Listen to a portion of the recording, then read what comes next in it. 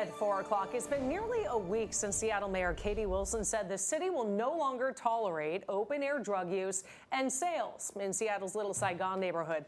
She says she's committed to ending the perception that illegal activity at 12th and Jackson is acceptable, and that the city's response will include arrests.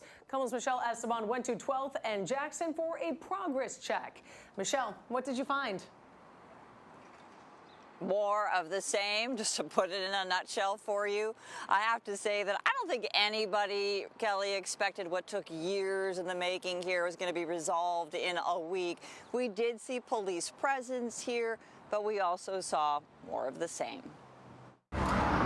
Last week, the Seattle mayor's office announced a, quote, new approach to tackling this, what she described as a city failure, here at the notorious corner of 12th and Jackson. I think it makes me actually sad to see people, you know, because I know that the people are struggling. It can be intimidating and scary to see a group of people doing, you know, drug activities. Winni Messa lives in Little Saigon. She has to catch the bus at 12th and Jackson. She heard the mayor's office is taking a new approach to disrupt activity that has fractured her neighborhood, including more police presence, more outreach to break the cycle, and that those who persist in this behavior will either be booked into jail or enrolled in a diversion program. So does it make you feel better when you see a police car going by?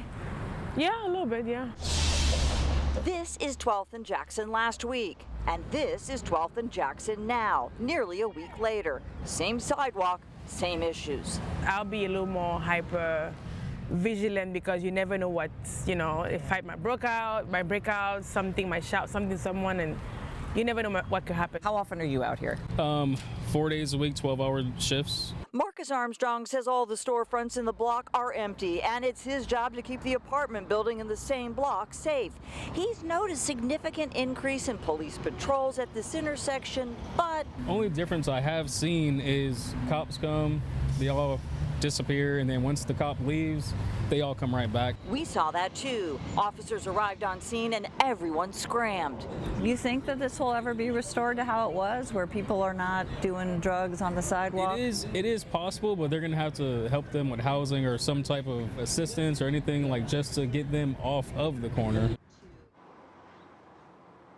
Now, I should tell you that I reached out to Seattle Police. What we want to know is how many interactions have they had with people down there on that very corner? How many arrests have been made? They are working on that data for us. As soon as we get it, we will share it with you. Also reaching out to the mayor's office just to get a better sense for the timeline here. What is this going to take?